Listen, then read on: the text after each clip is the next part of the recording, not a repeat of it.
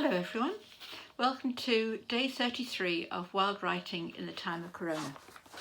Now at the time that I'm doing this workshop, the day is the 23rd of April and it's the anniversary of Shakespeare's birth and also his death as well. So I thought on the basis of that alone we would try and celebrate it by trying to write a sonnet. So we're not quite going to have our usual 6 words. I'm going to tell you how the sonnet form works, and then I thought you might like to have a go at doing it. So the sonnet form comes from the idea of a little song, and basically what you need to know is that a sonnet has 14 lines. It's a continuous piece. Each line ideally should have 10 syllables, so 10 beats to it. So, shall I compare thee to a summer's day, for example. So 14 lines with 10 syllables. There are basically 3 lots of 4 lines, which make 12, obviously. So if you want to do this in sections of 4 lines, 3 sections of 4 lines, that might help you. You put them all together, but that's how the thought goes in them. And then there's a final 2 lines, which sometimes have a kind of slightly different thought or introduce a different idea. Now, usually a Shakespeare sonnet would rhyme, and there's a very regular rhyme scheme, which basically is 3 lots of alternate rhyme. So the first line will rhyme with the 3rd line, the 2nd with the 4th, the 5th with the 7th, the 6th with the 8th, and all the way through. Now I'm going to suggest that if you're having a go at doing this, you maybe don't need to have the rhyme scheme. You can if you want to, and you could easily look it up, and I would recommend that you look at maybe a Shakespeare sonnet. I'm going to put a modern sonnet on for you to see. If you decide not to rhyme, which I think would be a wise choice, I'm going to suggest that you aren't afraid of putting some breaks in the middle of the lines. The technical name for these is a caesura, but you can have a big pause in the middle of the line, which sometimes can help. So that's the outline of it. I suggest you might like to read some. If not, you can just have a go at doing it yourself, which is absolutely fine. I'm going to make now 6 suggestions. So instead of words, there's 6 suggestions for subjects, because the sonnet isn't particularly a poem to tell a story. It's more of a thought about one thing. And just to help you out, when I was doing this, I thought I need to write about just one thing. And I found it easiest to write about something that I could actually see that was in front of me, which will become obvious shortly. But here are some things that I thought might make quite a good subject for you.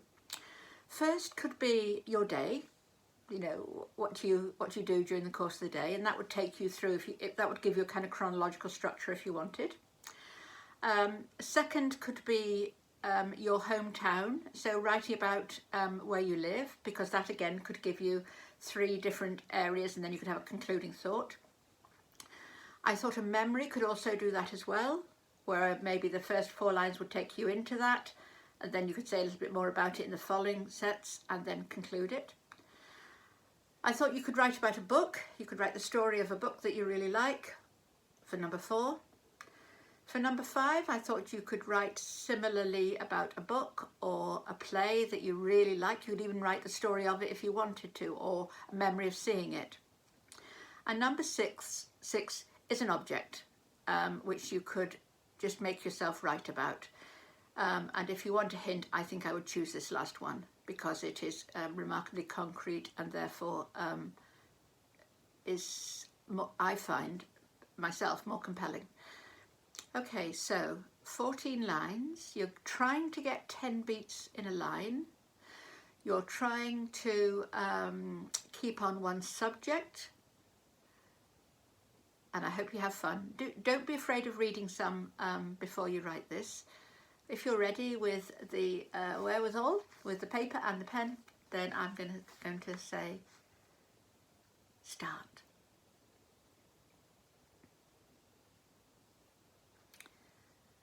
Welcome back. I think that might have taken you hours. I'm just going to show you what mine looks like, because mine had so many crossings out. as a sonnet often will. So many crossings out, and so many little words put in and little words taken out. And I think it's probably the sort of poem that you write as a discipline to show that you can write poems, which of course I know you can. So anyway, this is I decided to write about an object. So this is my my sonnet, and I will write it, put it on the website as well so you can have a look at it. I'm not saying it's anything brilliant, but it roughly conforms to the rules, although I decided I wouldn't rhyme it because I thought I might force it a little bit too much if I rhymed it. So here we go. Sonnet, The Piano. The piano is becoming something else, as from its serried ivory fingers no sound comes these days. Kramer, London, states this is where I'm from, but now, far from home, I've lost my voice. I've nothing left to give. Mr. Brodie bought me for his new wife, who play Chopin on me in their parlour. I was new then. She'd polish me and pound my keys and sing love songs to the walls. I've had my fill of children scraping nails across me, or tuners deep inside me. Wild young men have wept, playing strange new tunes. Old women nestle into me and sigh. Photographs and drooping aloe vera surround me now. They know I still can sing.